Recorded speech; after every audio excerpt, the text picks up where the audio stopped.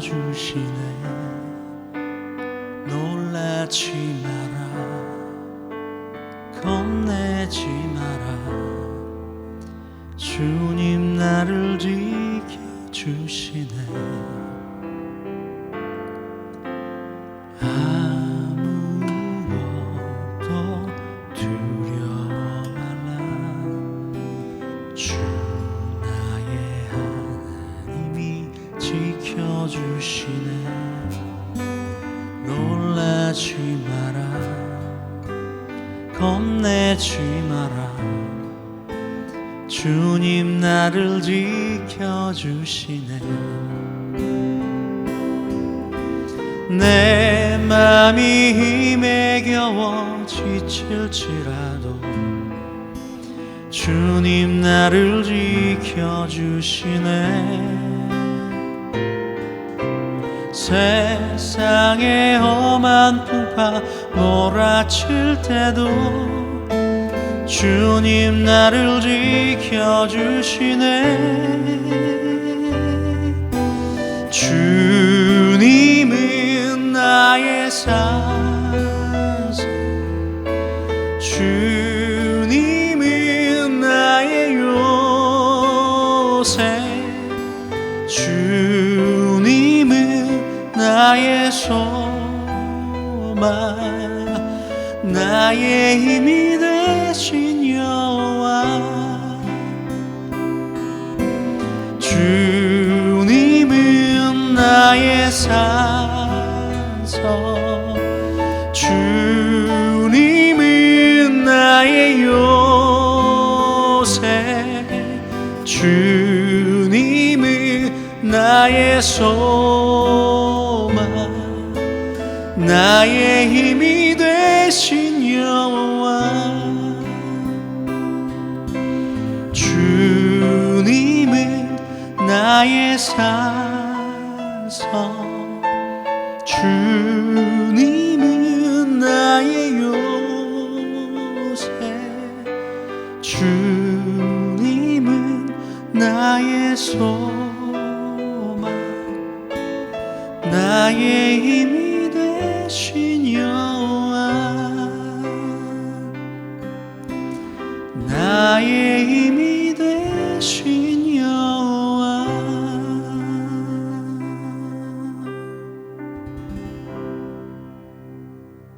할렐루야.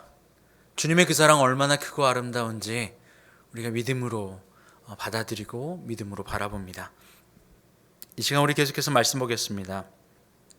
신약성경 요한복음 4장 말씀입니다. 요한복음 4장 27절에서 38절까지의 말씀입니다. 이때에 제자들이 돌아와서 예수께서 여자와 말씀하시는 것을 이상히 여겼으나 무엇을 구하시나이까, 어찌하여 그와 말씀하시나이까 묻는 자가 없더라.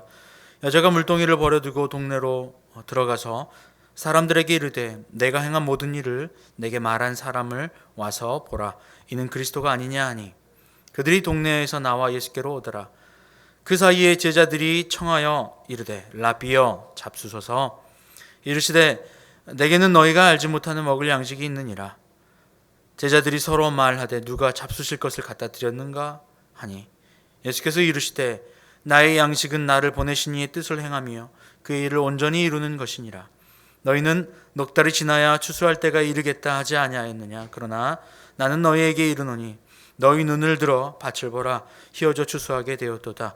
거두는 자가 이미 싹도 받고 영생에 이르는 열매를 모으나니 이는 뿌리는 자와 거두는 자가 함께 즐거워하려 하려 함이라. 그런즉 한 사람이 심고 다른 사람이 거둔다 하는 말이 옳도다. 내가 너희로 노력하지 아니한 것을 거두러 보내었노니 다른 사람들은 노력하였고 너희는 그들이 노력한 것에 참여하였느니라. 아멘. 할렐루야. 예수님께서 여인과 이야기를 하였습니다. 그리고 그 여인이 물동이를 버려두고 마을로 갔죠. 그리고 그 여인은 그들에게, 마을 사람들에게 말이에요, 마을 사람들에게 와서 그리스도 예수께서 내게 행하신 것을 보라, 그리고 내가 너에게 했던 말을 진짜 참인지 한번 와서 봐라 라고 그들을 강권합니다. 그리고 그들이 예수께로 나아옵니다. 예수께로 나아옵니다. 그리고 그들이 그 말씀을 듣습니다. 그 사이에 제자들과 예수님의 대화가 등장합니다. 제자들이 예수님께 주님, 라비여, 식사를 드셔야 되지 않겠어요? 라고 물으는 거예요. 그러자 예수님께서는 나는 너희가 알지 못하는 양식이 있다. 그리고 그것은 내가 아버지의 뜻을 행하는 것이다. 라고 이야기를 합니다. 그리고 나서 추수화에 대한 이야기를 하세요.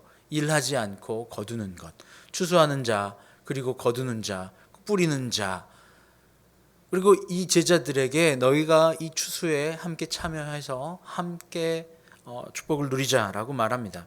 자, 겉으로만 보면요, 오늘 이 여인에 대한 이야기로 끝나는 것 같습니다. 이 여인이 주인공으로 끝나는 것 같아요. 그런데 예수님은 그 여인에게만 머물러 있지 아니하고 오늘 그 포커스가 이 상황을 보고 함께 있었던 제자들에게까지 향합니다. 제자들의 관심은요, 지금 보면 먹을 것, 그리고 추수할 것, 지금 계속해서 보면 제자들이 말하는 것은 충분히 그럴 만한 타당한 이유가 있어요. 그렇잖아요. 지금 제자들은 예수님의 식사하실 것들을 위하여 마을에 갔다가 식사할 것을 가지고 온 거예요. 충분히 예수님께 이제 식사하십시오 예수님이라고 할 수 있는 상황이고, 지금 추수할 때가 아직 이르지 않았어요. 그렇기 때문에 추수는 아직 아닌데요 라고 이야기할 수 있는 거예요. 제자들이 그럴 수 있는 상황 가운데 충분히 놓여 있습니다. 그런데 오늘 말씀은 그러한 제자들의 이야기와 예수님의 반응, 예수님의 대답을 상반되게 나열하고 있어요. 그 말은 무엇이에요? 제자들의 관점과 예수님의 관점이 다르다라는 걸 이야기하는 거예요. 제자들의 관점은요, 보통의 사람들이 할 수 있는, 세상에서 가지고 있는 그러한 관점이었어요. 먹을 것, 입을 것, 그리고 추수할 것, 그냥 살아가는 이야기들이잖아요. 그런데 앞에도 보면요, 이 여인도 마찬가지였어요. 여인의 관점도 세상에서 그냥 살아가는 사람들의 관점이었어요. 그러니 예수님이 있던 없든, 메시아가 있던 없든, 하나님의 존재를 믿던 아니던 그것과 상관없이 이 땅에서 살아갈 수 있다고요. 하나님을 있다고 믿더니 없다고 믿든지, 예수님이 나의 구주라고 믿든지, 그렇지 않다고 생각하든지, 아니면 불교에 나가든지 힌두교를 나가든지 아니면 그 어떤 종교에 나아가든지 이 삶을 살아가는 것은 똑같아 보여요. 겉모습으로만 보면 말이죠. 그런데 겉모습으로만 보면 똑같아 보이는데 예수님은 이 겉모습에 대한 이야기를 하시는 것이 아니라 안의 세계에 대한 이야기를 계속 가지고 이야기를 하고 계세요. 그리고 이것을 깨달아 주기 위하여 끊임없이 이야기하고 가르쳐 주고 있는 걸 봅니다.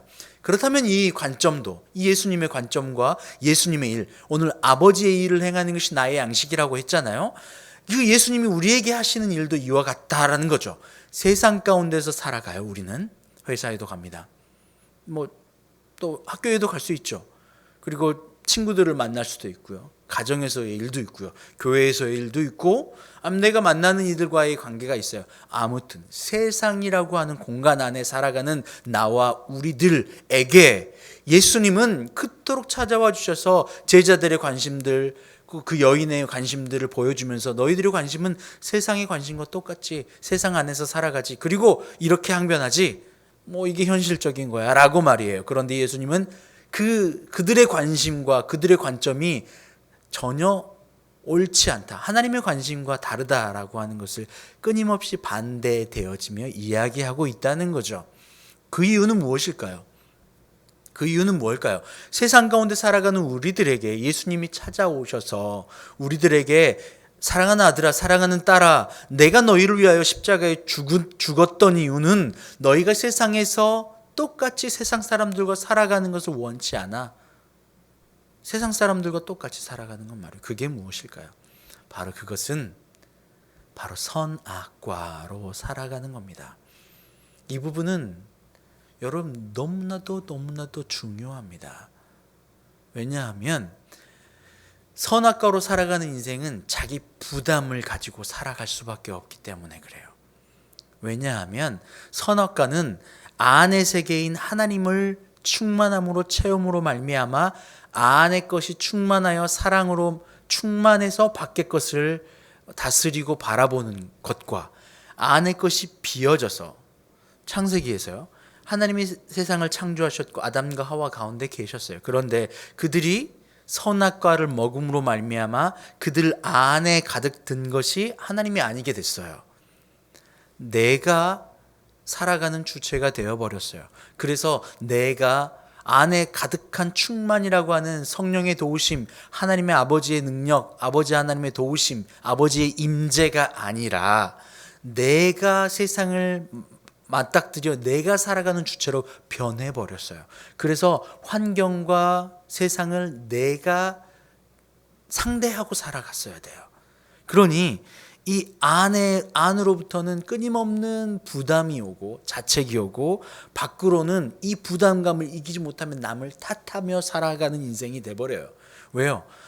이거 너무 어려운데 너무 힘든 일이었는데 라고 하면서 내가 원치 않는 선악관에 악이라고 하는 것을 내가 받아들였을 때에 이 부담감이 너무나도 커서 이 부담감을 내가 안으면 나를 죽이게 되고 이 부담감을 너무 커서 내가 안기 싫으면 남을 탓하게 돼요. 끊임없이 남을 탓하며 살아가요. 그것은 하와 때문이었어요. 그것은 뱀 때문이었어요.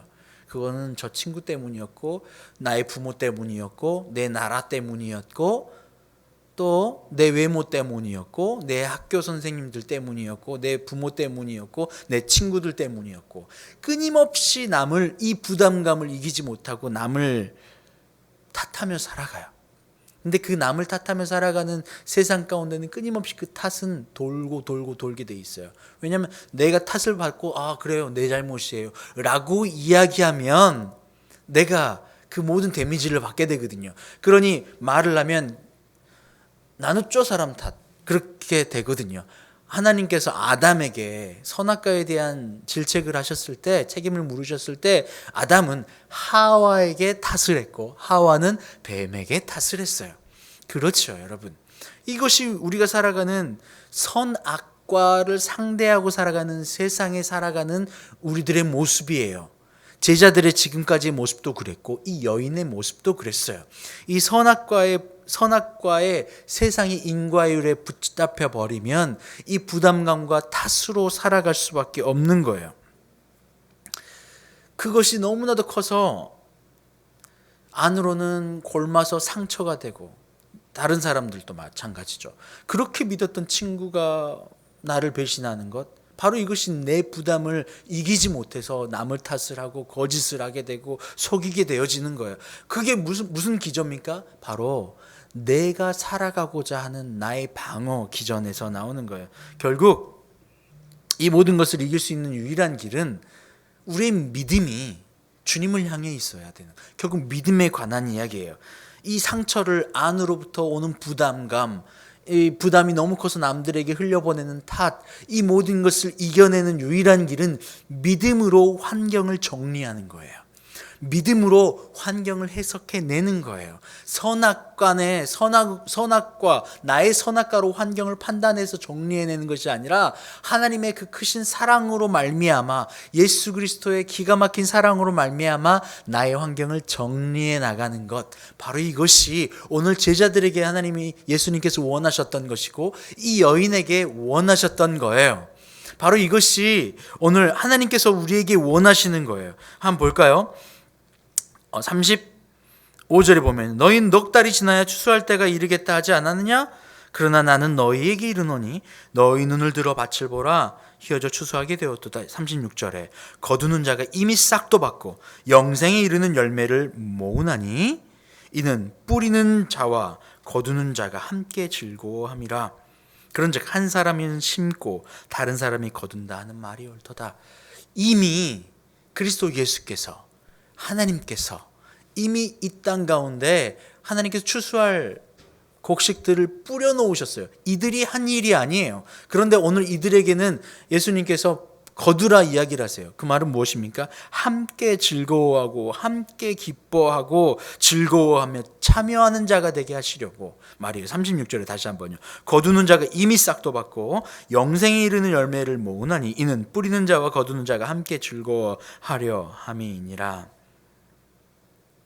38절에 내가 너희로 노력하지 아니한 것을 거들어 보낸다. 그들이 노력한 것이 아니었어요.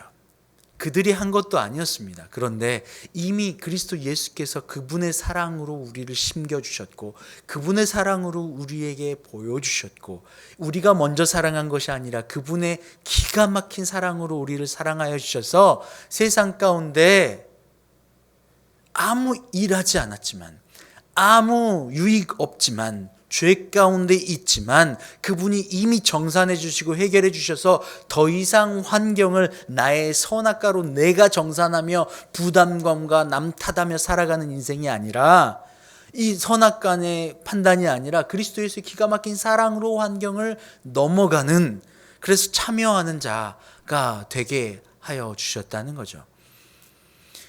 여러분 이것이 아주 중요한 부분입니다.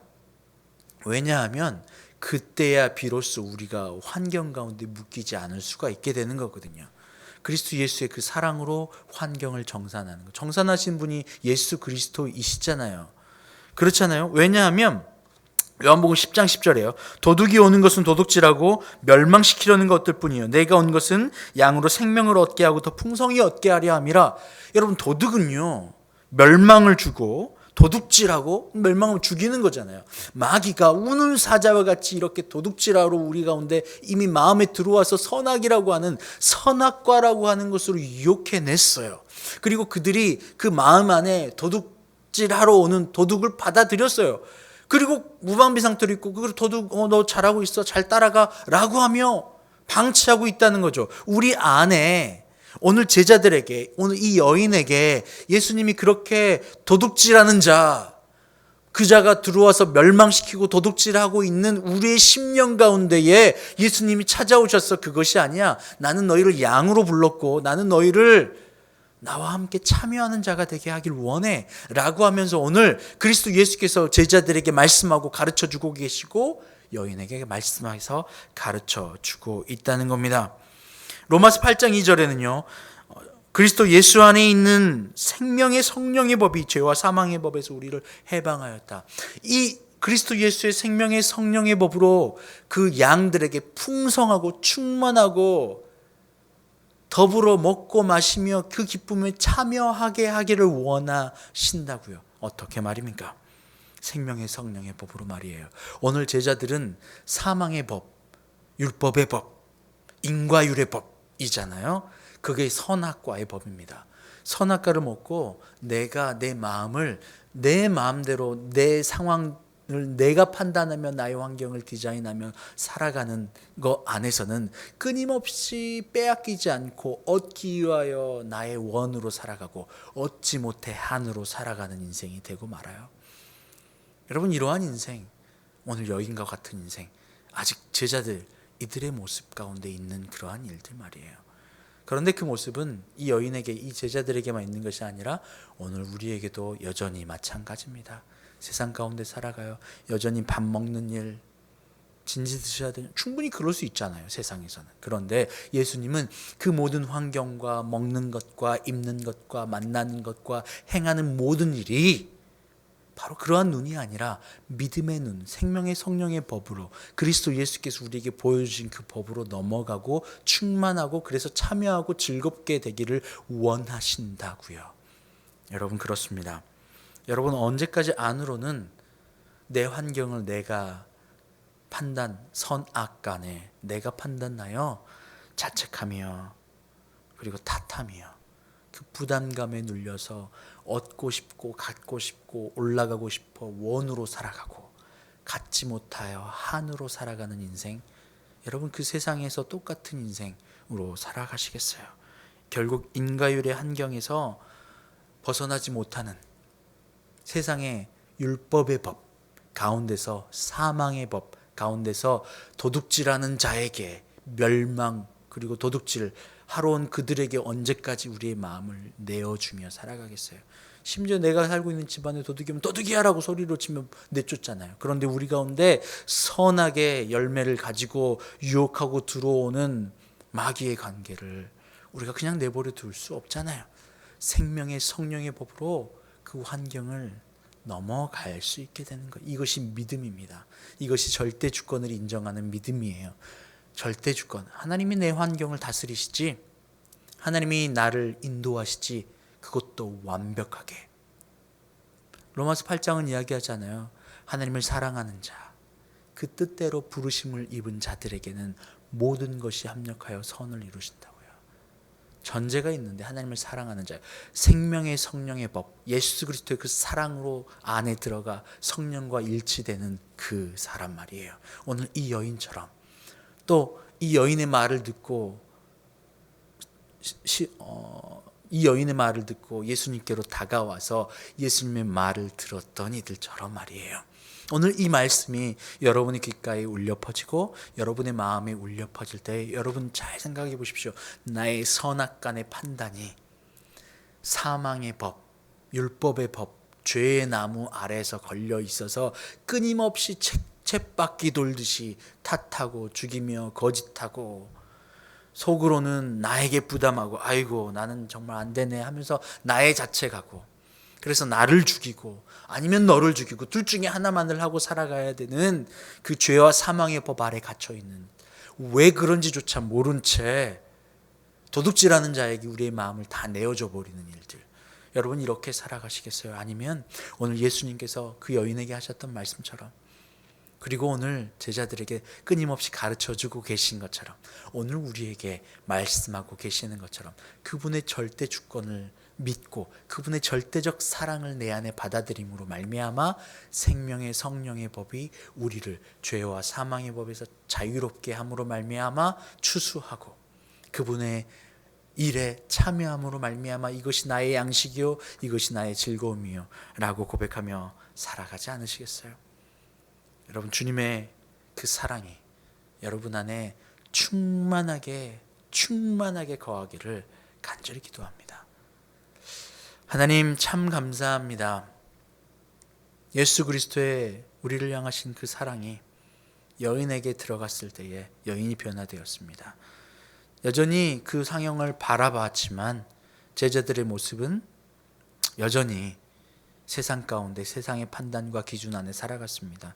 죄와 사망의 법, 인과율의 법, 선악과의 법 안에서 머물러 있는 채 살아 있었습니다. 하지만 주님은 그 제자들을, 그 여인을, 그 마을에 있는 사람들을 그대로 내버려 두지 않으시고 거기에서 말씀을 전하셨습니다. 그리고 그것 가운데 생명의 성령의 법을 주셨습니다.